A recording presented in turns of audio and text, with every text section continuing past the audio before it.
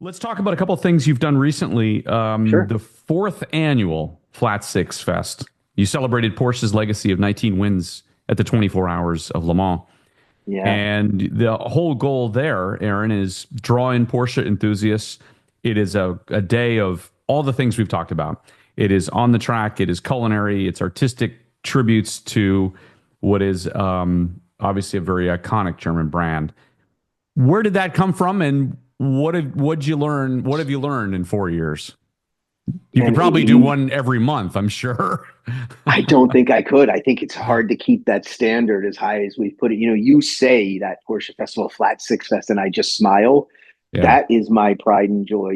I mentioned earlier the ability to share your passion with somebody else is a gift that I hope everybody gets at some point in their life, whatever their passion is. And that's kind of how I feel about this event. We wanted a couple themed events. We wanted some signature events. So for us, a signature event, like I said, most of our days are private. Today, you see the course behind me. It's a traditional member day, not dissimilar to a golf course. I have members on the course with their own cars. I have some guests. I have a fleet of rental cars, but everybody who's on the course today is a member related.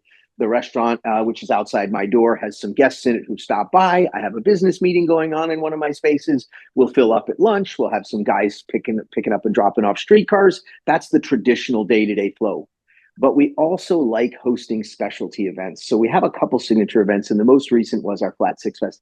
It started out with just celebrating all things Porsche. I'm a Porsche guy. I race vintage Porsches. I drive Porsches. I live and breathe it.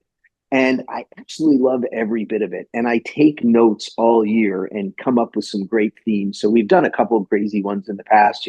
We did one to honor Roof.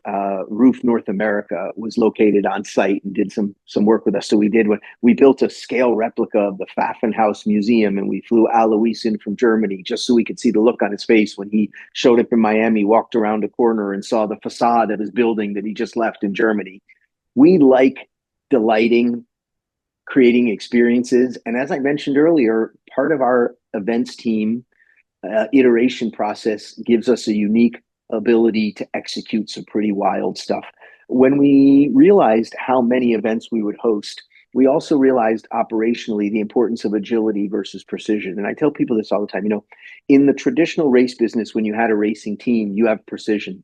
6 months before you go what tracks you're going to, what time you're going to be on track, how many drivers you have, your fuel consumption, so you design a team and an operation for that level of precision. When you're in the motorsports country club business, this is hospitality, and hospitality for ultra high net worth individuals whose lives are very fluid, very dynamic. So for me, it was important to be agile. So to that end, we brought in-house all the resources we need to design these and execute these kind of boutique events. I have a full events team on house. I have our own assets. We have our own staffing. And then we have a great network of resources locally that we can use to scale up for these. So we like to show off what we're capable of and indulge in something. And if you do something with passion, I think it comes through. So for the Le Mans theme, I was so proud of what they've done in their racing, and to see them back in this new 963 at the front of the field is something that I just thought was super cool. So we basically sat down at this dream table and we throw out a bunch of crazy ideas and then walk away. And typically over time, those crazy ideas can come to reality. So, I always start out saying I want to create a feeling that when you come to my events or our events, excuse me, you're on a journey and there's a pathway that you walk through the journey. And I want to add all of the elements we discussed about both the vehicles, but as well as the lifestyle that surrounds it. So for this year, it was a Le Mans Honor event. We built in the pavilion of our new event center the facade of downtown Le Mans where scrutineering occurs. And we have some friends over at Revs Institute, the Collier Collection, who kindly loaned us a 1960 Carrera Abarth that was a first class winner for Porsche at Le Mans. One of Wow. our members has a 911 with Le Mans race history. He loaned us that car. And then the cars just started showing up out of the woodwork. So we had a Le Mans theme display. But as I mentioned earlier, I think it's not a car show unless you can hear the cars as well. So we added to the group 2 races. I wanted anything Porsche that was a legitimate race car. for members, and we invited some guests who had some unique cars, and we split them by year. I don't think any Porsche person needs any explanation why I chose 97, 98 as the break point. We had everything leading up to there and everything after. And, the event has taken on a life of its own. In the early days, people would say, oh, it's your Porsche event. Now people say, oh, it's Flat Six Fest. And I think we've now, through the success, gained a little momentum. It wasn't as hard to draw cars as it was in the early years. And we had some spectacular stuff. One of our local friends, was actually up in your market, brought out a gorgeous 935 Whittington Brothers Porsche with history and drove it in our event. I had an unbelievable 67 911S that was Michael Kaiser's car, the original speed merchant, his Right. car, historic. And the Wow. list goes on and on and on. But that's not enough. You have to have that element. But the food, I've been lucky to travel the world and do some driving events. And you spent a stint in Germany. So this may relate to you. I had mentioned to the team that I think two of the favorite things that I'd have from Germany in my book were Porsches and Haribo gummy bears. And I commented that when I attended several events in Germany, one of the things I liked was that, we have hot dog stands and cotton candy. They had a Haribo trailer. And as somebody Right. with a sweet tooth, the team went above and beyond anything I can imagine and built a Haribo candy room. It was like some sort Wow. of sugar fueled fever dream. It was fabulous. And I particularly enjoyed watching the age range of people who enjoyed that. And the gummies are not just for kids, but we also brought in music. We had a live band playing. We had a 70s themed room because we've seen this resurgence of resto mods. So, sure, I could just bring in some great resto mods and display them. But to enhance it, we wanted to create a 70s vibe. We had a 70s band in there. We had 70s furniture in there. A little inspiration from Goodwood, understanding that automotive experiences are cultural immersions. And if when I like and read about history, I find myself with my library of books gravitating as much to the photos of the pit lane and the crowd as I do to the cars on course. Because the cars on course we can still see. But I love the cultural snapshot of these historic photos of what people wore to the track and how did they service them and what were the tools like. And so anytime I can, and that's what creates that sphere that finishes these events and gives them the depth of color and flavor.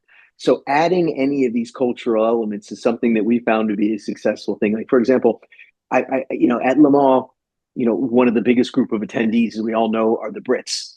They're hugely loyal fans. They drive across the channel. They typically, a lot of them camp out. They drink a significant amount of beer. There's a little reputation for them heckling. And I mentioned to my team that I thought it might be funny to have, I wish we could find some Brits to come and drink. And my team found them. A member of my team had worked at a friend up in Disney, and we ended up with these four Brits actors, professional actors, dressed as soccer motorsports hooligans with tents that we put up for them, drinking beer all day and heckling our fans. It wasn't an element that we pushed on everybody, but you could clearly see those who knew. Yeah. And a couple people just go, I don't know, that's kind of a weird mix. How did those guys end up here? And we just let that be. But those who've been to Le Mans, who understood it, really appreciated that level of detail. So the show incorporated all of that. We even brought in our master sommelier. I believe we're the only motorsports facility in the world that staffs a full-time master sommelier. So we had a little area there where we carved out a tasting experience. It was a social event. Not everybody was driving.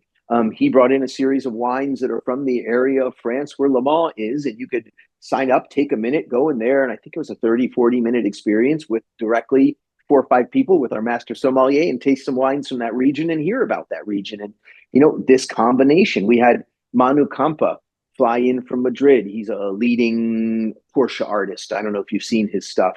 If you haven't, I Yes. apologize Yep. for what I just Yep. did to your bank account. Yeah. His hyper realism is phenomenal. We brought in a guy named Knock, who we learned about on the internet, a young Austrian guy who just has some fabulous Porsche and Ferrari art for this event. He brought his Porsche, and he's got a really unique urban kind of look. His kind of basis, a lot of his models are mounting Porsche elements onto formats and creating art from there. So we combined all of this in the Porsche Festival, entertained a lot of friends. We even had a kids race with a Le Mans start mean, how can you honor Le Mans without a Le Mans start? But, Right. as after 1970, we can't really do that with cars anymore. So we brought in a local partner with some electric cars for kids, and we had them in vintage suits. And it's a family experience. And that's not just our events, that's our club, because as I said, it's a country club, and country clubs are about family. And if we can entertain the entire generation, I think people are going to spend more time here as they do. So we always try and also add an element for multiple generations.